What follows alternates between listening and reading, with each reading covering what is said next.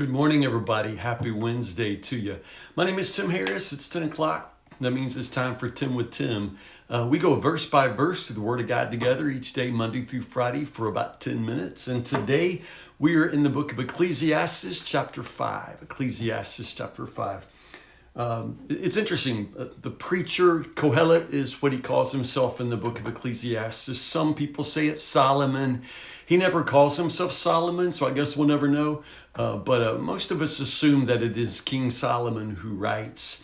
In chapter 5, he begins by actually giving words directly to people like me and you, those of us who go to church all the time. This is about how to approach God in worship, and I think it's really pretty interesting. I'm reading out the New Living Translation, which I feel like is a really good translation, but in chapter 5, we kind of lose sort of what it says right from the start. In the Hebrew, he says, guard your feet. Guard your feet when you go up to the temple, when you go up to the house of God, guard your feet. The idea is there that there is a right way and a wrong way to approach God. There is a right way and a wrong way to go to church, as we would say. And it's something that you should consider. Now, the hard part for folks like me and you is that we go to church all the time. Now, maybe you don't, and you should. But those of us who do, we shouldn't just simply go out of habit. You with me? The fact that you go all the time, it doesn't mean that it's something that you should take for granted, and chances are you do.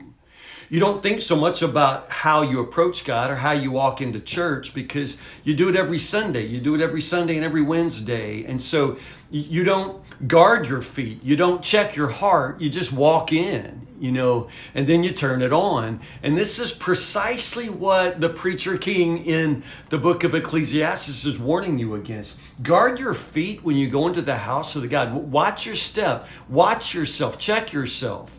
And make sure that you're going in more or less to listen, In other words, you've got something to hear from God and not something to say to God. But gosh, how often do we approach worship as an opportunity to hear from God, to listen, to receive something from God? I would argue that some of us never, ever think that way. As a matter of fact, studies and surveys continue to underline the fact that your typical churchgoer has never in her life or never in his life actually felt the presence of God or heard the voice of God, which I just find completely devastating.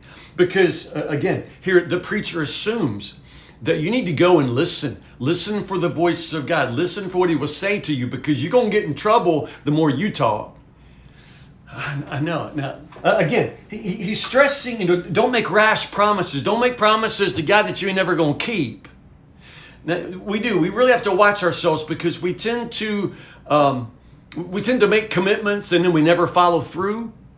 And I'm not just talking about like volunteering for church, like those of you who put your name on the nursery list and then managed to never be there on your Sunday. This does apply to that, but it's more than that. Some of you would say, well, Tim, Pastor Tim, I don't make any promises. I'm careful not to. I don't volunteer for nothing. I don't make any commitments. I don't make any promises. But gosh, do you sing at church? Do you sing? Because all of the songs we sing are kind of putting in your mouth the right words. And you just mouth along and sing along. And I can see you. Some of you sing every song with your finger in your nose and, you're, facing your phone or going through your purse. You're not paying any attention. And that's exactly what the preacher's talking about here. It's exactly what he's talking about. Pay attention to what you say. Pay attention to what's going on. Pay attention to the words coming out of your mouth, because you don't want to say stuff you don't mean. You want to make promises you're not going to keep. And again, in our singing, in so many moments of worship, we present ourselves as the type of person following God when honestly we don't follow God. How many times in your life have you sung "Wherever He leads, I'll go"? But so far you haven't followed Him anywhere. This is exactly what he's talking about. When you make a promise to God, do not delay on following through. I like what it says. After all, God's in heaven, you're on earth, so won't you just keep your words, to a minimum?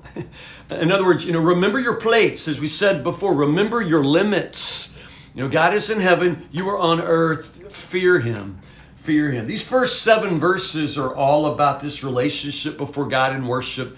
And honestly, the bottom line is talk is cheap, so fear God instead. Yeah, I love that. From there, verses 8 to 20, the preacher starts talking about money. The first couple of verses, or verses 8 and 9, are more about injustice. And he throws these in because it's sort of a perennial characteristic of human life, especially when it comes to society and government. It's always going to be crooked, And here he just talks about the layers and layers of government make it, just easier for everybody in the world to get, their share of the corruption. It really is kind of sad. Even the king milks the land for his own profit. That last verse says, man, I know it sounds so pessimistic, but there's very little evidence, if you keep your eyes open, that it's not, all true. There must be some good people in government. They just, never seem to be working when I show up at the office. I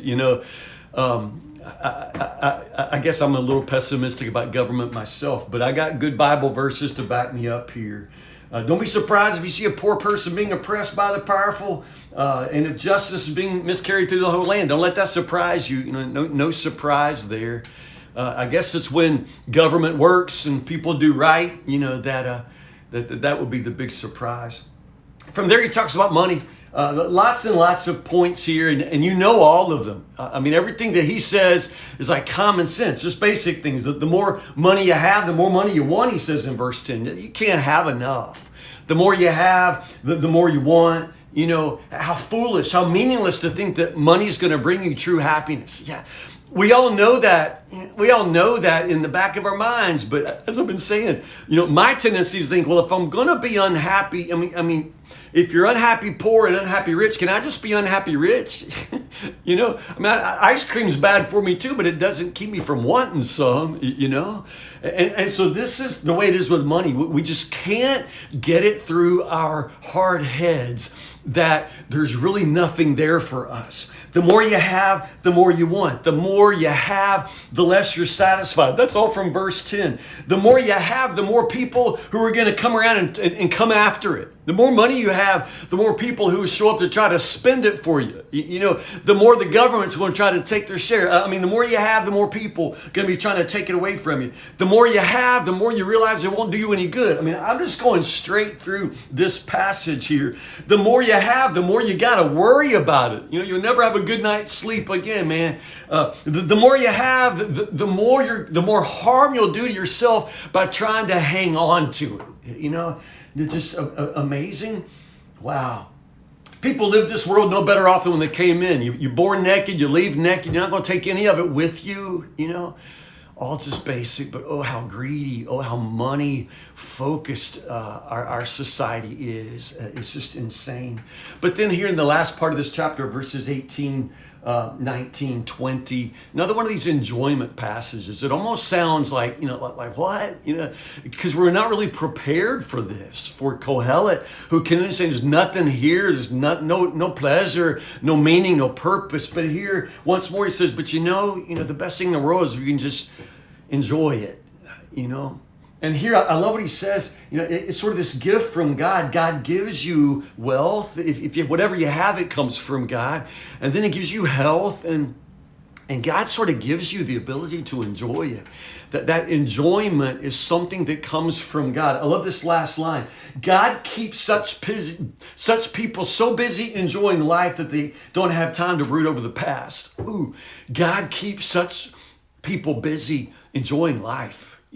Oh, wow. I guess if I could pray a blessing for you today, I would pray that God would just keep you really busy enjoying life. So busy that you don't have any time for regret. So busy that you don't have any time to fret over yesterday. That God will just keep us busy today enjoying life. I don't know how many of us have that picture of God, a God who wants you to enjoy life. The simple things, really. The sunshine, your everyday work, your health, food and drink and, rest. It's just these simple things, but God wants you to enjoy that. So again, today, may God give you that ability to just enjoy your life today. May God keep you so busy enjoying life that you forget to fret about yesterday. I love it. Tomorrow, chapter 6, verses 1 through, it's a shorter chapter, chapter 6, verses 1 to 12. Enjoy your Wednesday. It's going to be hot. But listen, you stay cool, you stay in the Word, and gosh, I love you. Thank you so much for spending this time with me every single day. I will see you in the morning, Lord willing, 10 o'clock for 10 with Tim, Ecclesiastes chapter 6.